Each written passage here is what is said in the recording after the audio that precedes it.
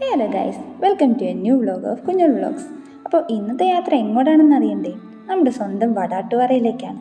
വടാട്ടുപാറ എല്ലാവർക്കും ഒന്നും അറിയില്ലെങ്കിലും നിങ്ങളിൽ ചിലവർക്കെങ്കിലും അറിയായിരിക്കും അല്ലേ?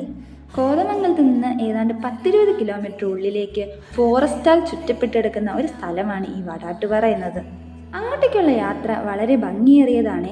കാരണം വേറൊന്നുമല്ല, ഈ കാട്ടിലൂടെയുള്ള സഞ്ചാരം തന്നെയാണ് അതിൻ്റെ ഭംഗി. ഞങ്ങൾ ഫാമിലി 2 വണ്ടിയിലായിട്ട് ഈ പോകുന്നത് വടാട്ടുപാറ പള്ളിയിലേക്കാണ്.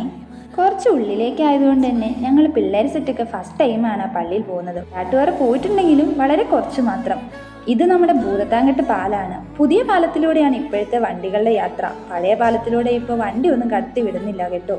വണ്ടികൾ കടത്തിവിടുന്നില്ലെങ്കിലും വിസിറ്റേഴ്സൊക്കെ അലോഡാണ് കേട്ടോ.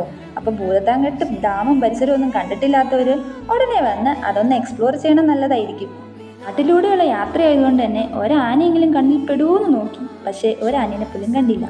അങ്ങനെ ഞങ്ങൾ പള്ളിയിലെത്തി. പിന്നെ കുർബാനയൊക്കെ കൂടി കഞ്ഞൂടിയൊക്കെ കഴിഞ്ഞ് അങ്ങനെ ഇരിക്കുകയാണ്. ഞങ്ങൾ പോകാൻ കാരണം ഇവിടെയാണ് എൻ്റെ ഗ്രാൻഡ് ഫാദറിൻ്റെ അമ്മയെ അടക്കിയിരിക്കുന്നത്. അതുകൊണ്ട് അമ്മയുടെ തലയ്ക്കൊന്ന് പോകാനാണ് ഞങ്ങൾ മെയിനായിട്ടും പോയത്.